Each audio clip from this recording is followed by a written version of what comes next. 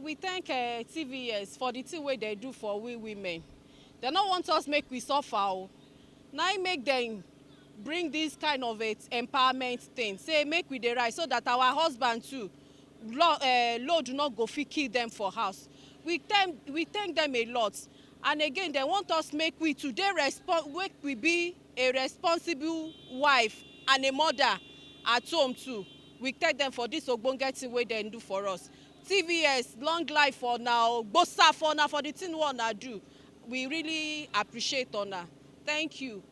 And as we don't end this program now, for me, I go continue with I'll make sure say I get keke where I go dey ride so that my family go dey okay. We no go suffer. We go dey, if anything where we want, now we go dey buy. So I must put further, not be say I go just, the program will just end like this. I will go find keke where I go dey ride, where go dey give me things where I want.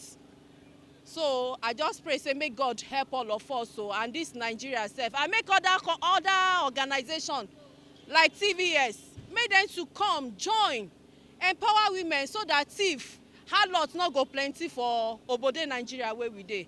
But God help us all.